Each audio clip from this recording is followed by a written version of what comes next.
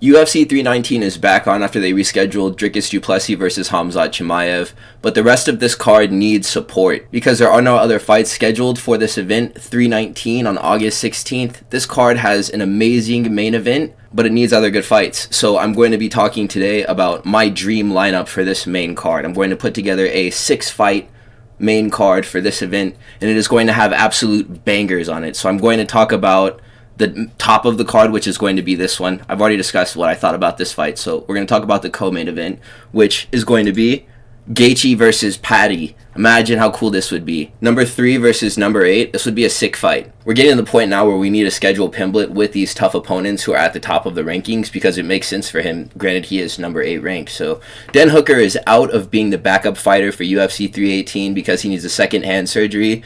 I would say that he should be the one to fight Paddy Pimblett since he's ranked number 4, but he can't make UFC 319, which is going to happen in August, if he can't make 318, which is going to happen a month before it. This is a good fight, and it could co-main Dricus versus Khamzat. Pimblett could show dominance here in his grappling the same way that Khabib was able to exert force over Gaethje in those certain positions, and mount especially, because Paddy is very heavy over his opponents. We saw this in the Chandler fight. Chandler couldn't just scramble like he does in the Usman training videos at his gym, like he's never able to do in his fights, but only sometimes. But his get-ups weren't even working because Paddy was just too heavy on him. He could do the same thing to Gaethje. This is both giving Pimblett a huge opportunity to become a major player in the lightweight division and also cutting Gaethje another break by not giving him a guy with large power like Fiziev. Paddy was also on UFC 314 on April 12th. Justin Gaethje just won against Rafael Fiziev on March 8th. Both took very minimal damage in these fights. Gaethje will have the power advantage in the striking, and if Paddy gets clipped like he did against Chandler, he probably won't tank the shot, and he may eat the canvas. I remember Chandler landed a really hard shot on Paddy. It was like a right hand, it was just a clubbing right overhand. And Paddy eats it and he staggers for a moment and then he waves on the crowd. And if Gaethje lands a shot that's equivalent or in the position to land any other strike that may be just as powerful that Paddy does not defend, there will be none of this. He will be sleeping. So it's a coin flip. I would give the edge to Paddy just because of momentum and the fact that Gaethje is coming off of a horrible knockout loss. And in the striking, as far as I just said, Gaethje is more powerful.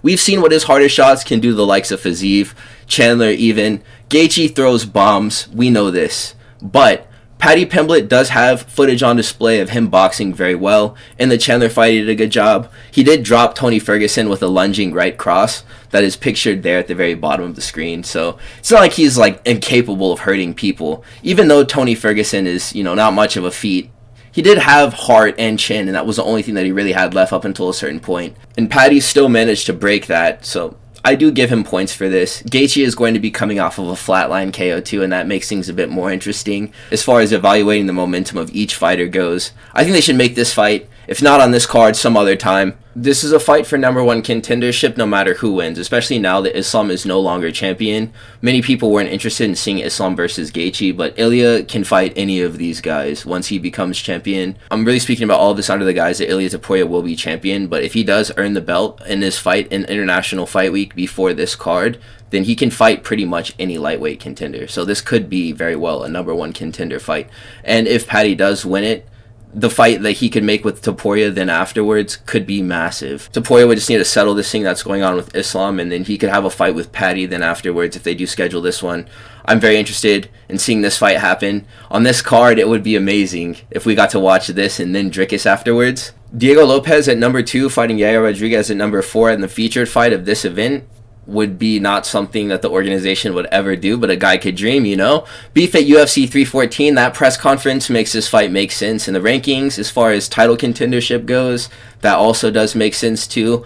Volkanovski has just become the champion. The scheduling would be perfect if they did want to remain active because they both fought at the same time. And scheduling another press conference with both of these fighters on it would be madness, especially if Dricus was there too, talking to Khamzat, and you had these two guys going at it in Spanish.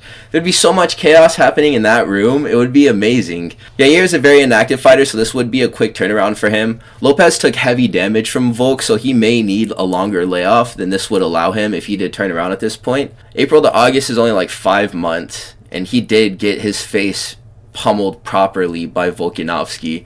I did have a picture of Volk as champion that I was just going to throw here just because I wanted to see it. Hold on. Alright, that's much better. I saw this video on Instagram, and this guy was talking about how easy it is to beat the dudes from Diego Lopes's camp. There's two other women fighters, Alexa Grasso and Irina Aldana, and they're all very plodding strikers as boxers, and the way that you beat them is just to move laterally and then strike in between your movement. And they showcased 3 different fighters. It was Natalia Silva against Alexa Grasso, Holly Holm against Irina Aldana, and Alexander Volkanovski against Diego Lopes. They showcased how all these fighters dismantled the boxers from this gym just by employing this simple tactic that was Yair Rodriguez's entire game plan and strategy against Max Holloway, which was just to move laterally and strike in between the movement. He did the same thing to Pitbull. It was a very uninteresting fight because Pitbull didn't initiate at all. The movement was just too much for him, and it surged his brain. So the same thing might happen to Diego Lopes if they did make this fight. I'd be very interested to see what would happen. As far as lateral movement goes and strikes in between, we see what this guy can do off of the back foot. In his fight against Korean Zombie, that was one of the greatest knockouts ever. Maybe another moment like this could be produced from a fight between Diego Lopes and Yair Rodriguez. I really hope that we do eventually end up getting this fight, no matter where it can take place, but on the featured fight of UFC 316, you know that we're actually getting Parker Porter versus Mo Usman in this spot. In my perfect world would be Wonderboy at 11 versus Carlos Prates at number 13. They both want activity. Thompson is called for Morales, Prates, or Leon Edwards.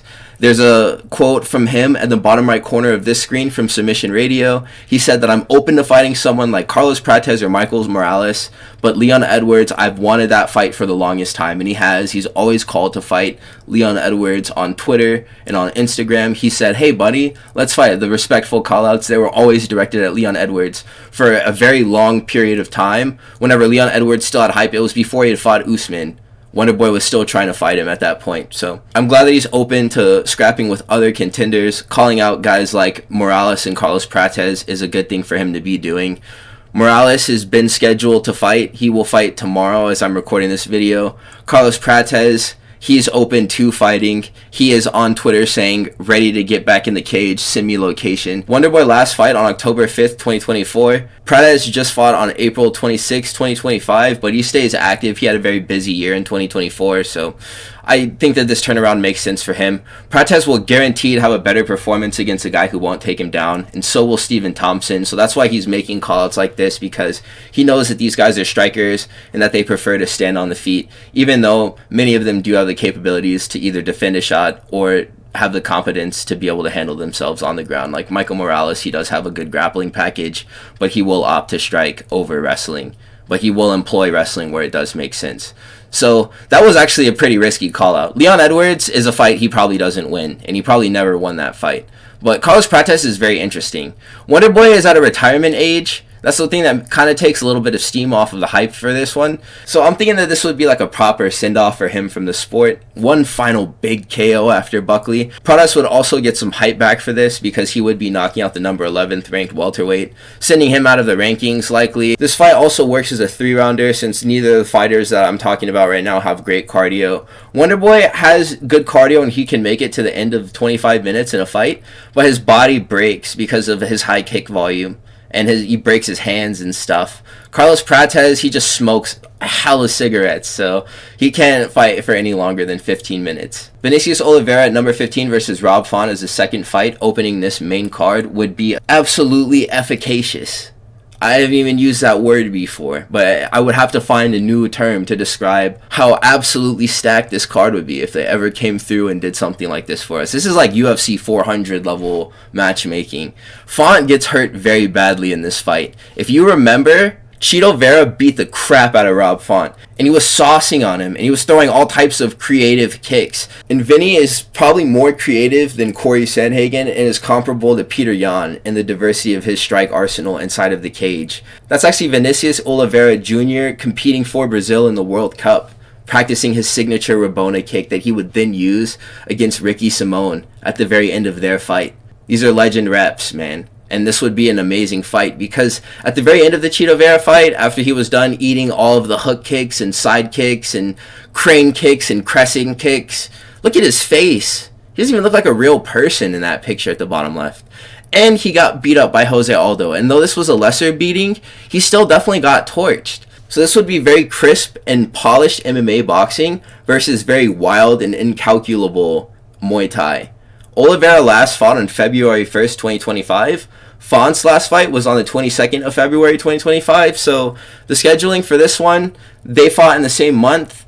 That is roughly 6 removed from whenever they would meet in the octagon if this fight does get made. I think this is a great contender matchup, so they should just schedule all the fights that I'm talking about regardless. These are just banger fights. But the last fight that I would want to talk about that should open up this card would be Volkan Oezdemir at number 9 ranked versus Jan Blachowicz, who is number 5 ranked. This would be a good fight between two longtime contenders at 205 who somehow have never fought each other before. For as long as these guys have been around, both have been around through the Cormier era. Jan Blachowicz had a title fight with Glover Teixeira. That's how much of a senior he is. Both of these fighters lost to Carlos Ulberg. Jan fought with Ulberg on March 22nd, 2025, and he lost that fight. Ulberg also fought with Oezdemir, and he beat him on November 23rd, 2024. So last year, these are both of their last fights and their last losses. Jan is seeming to be over the hill, so I'd rather see the UFC transfer his hype into a better gatekeeper like Volkan Oezdemir instead of a young fighter like Navajo Sterling who would just sketch a close decision against him. If they build up some guy who doesn't deserve it, and they just smudge Jan Blachowicz into the cage, and then they just turn around and get immediately chinned by a guy who is young and explosive and can do that to them by Mingying Zhang after they win a fight over Jan Blachowicz by decision, that would just make me shake my head. So if they aren't going to give him a fight like that against a dude who could spark him, give him a fight against a gatekeeper who could either get sparked or spark him still. This fight has the potential to be a war. The winner of this fight could get the winner of Hill versus Roundtree, and then the winner of that fight could then fight for a title. Both these guys have also lost to Magomed Ankalaev, and I don't really know what they're going to do for him in the way of contenders. We might just have to wait for Yuri Prochazka to finish his finals so he can come back and fight with Magomed, because it seems like he deserves it the most, kind of. Well, you guys, that's going to be my picks for this list, so if you stuck around to this point, please do like, comment, and subscribe. I will catch you guys after the card tomorrow. I will do a recap, and we will talk. So, see you later.